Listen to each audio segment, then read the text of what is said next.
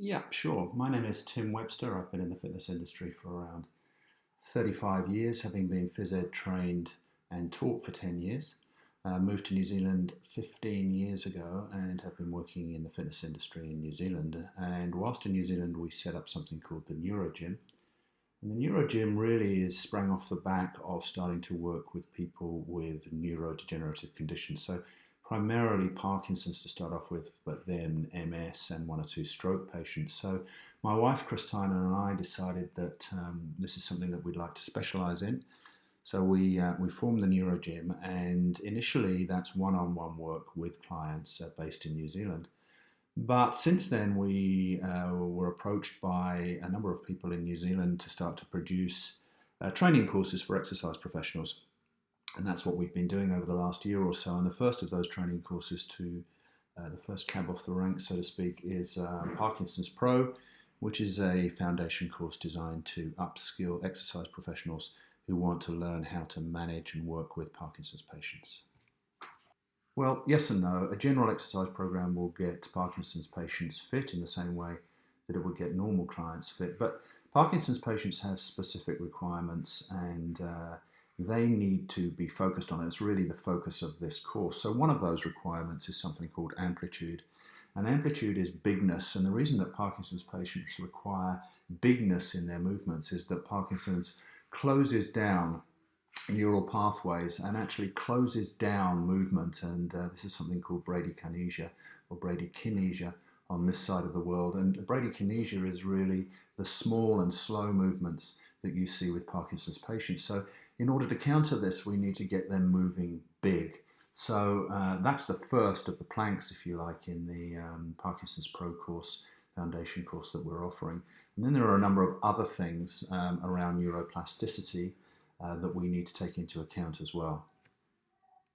Yeah, neuroplasticity is a little bit of a buzzword at the moment. Healthcare professionals, physios, etc., have actually known about neuroplasticity for a couple of decades now, but it's really coming onto the radar of exercise professionals.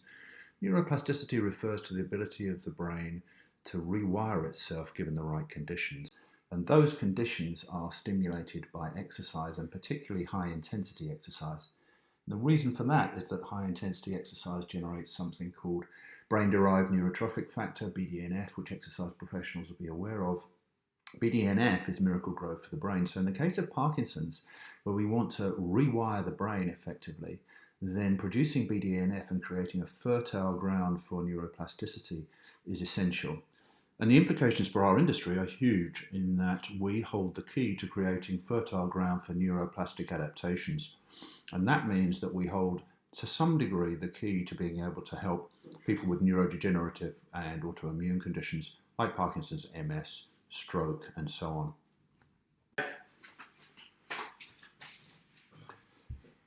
So there are 10 modules in the course, 7 of which are theoretical and 3 practical, plus quizzes and a final assessment. So those modules cover the pathophysiology of Parkinson's disease. In other words, what causes it, where it comes from. Most people, exercise pros, will know about dopamine, but the role of dopamine, etc., etc. It covers the motor symptoms and non-motor symptoms. We look at neuroplasticity in more depth in Module 4, and then in Module 5 we look at neuroplastic training principles, and I'll touch on those in a second.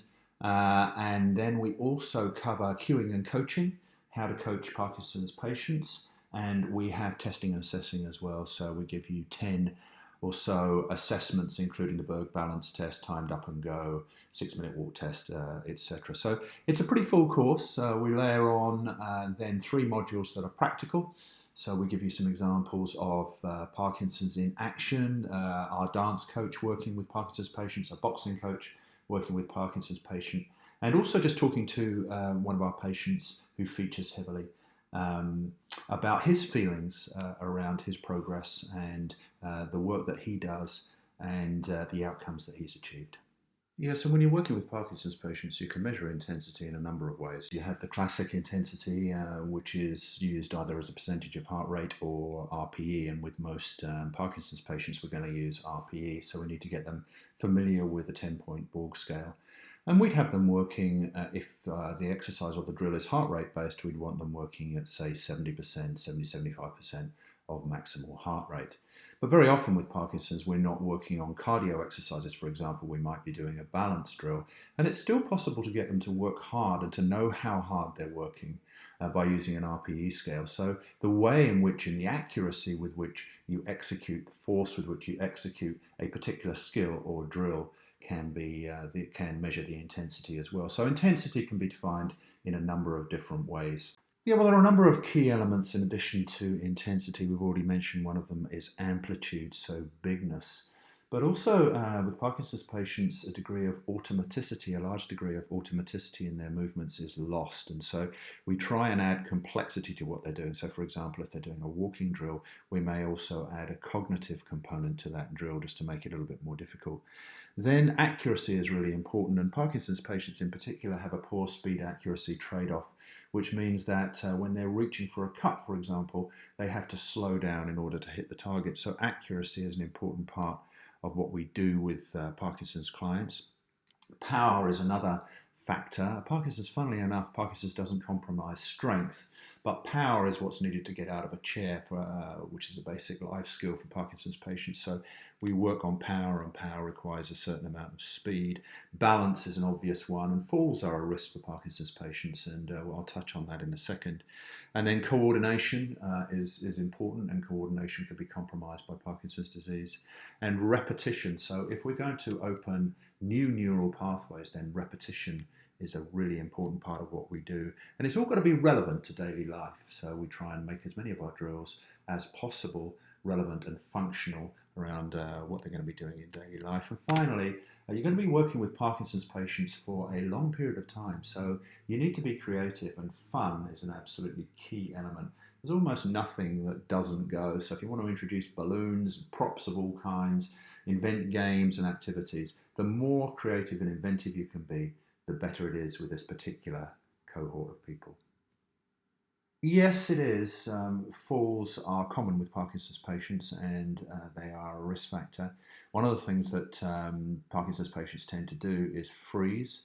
And so that can occur very often when they're put in situations that they're not familiar with. So, for example, if they're in a shopping centre, somebody comes at them out of left field, they don't know how to respond, they'll freeze, and it's very difficult for them then to break that freeze. So we teach you how to teach them how to break a freeze. Another thing that happens is that they festinate, and festination means that their upper body moves faster than their lower body, so they go into short little strides whilst their upper body continues moving forward at a pace, and that means that they'll lose balance. And the final thing with regard to falls is that Parkinson's patients aren't good at moving backwards, and that has to do with proprioception and spatial awareness. So these are all things that we talk about in the course, and they're things that exercise professionals need to be aware of. But providing you take sensible precautions around falls, then you really shouldn't be concerned about working hard with Parkinson's patients and putting them in situations that challenge them, because it's in those challenging situations that the real progress is made.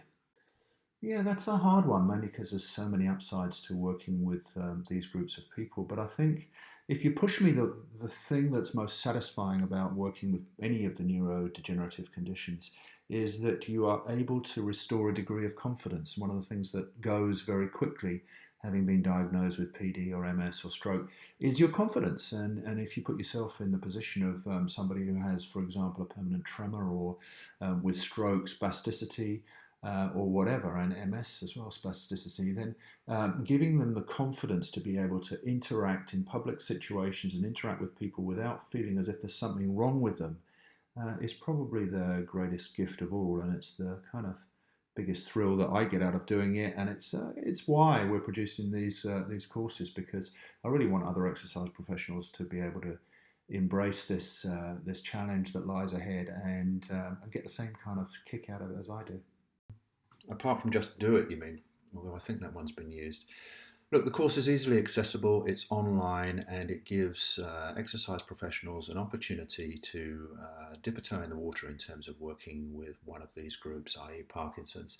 It's a huge community, it's growing. I think there are 130,000 Parkinson's patients in the UK, and that sadly is a growing number. So, to any exercise professionals who kind of feel that they might want to make a difference in this particular area, then I would urge you to take the course. It'll give you a great foundation, and hopefully you'll get into working with the Parkinson's cohort and get the kind of fun and kicks that I get out of it.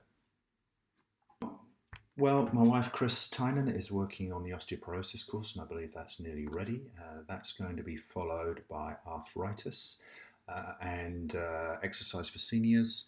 And then in my world, the next one off the rank will be multiple sclerosis. So a lot of work between now and Christmas, but hopefully all of those courses will be on the FitPro platform by the new year.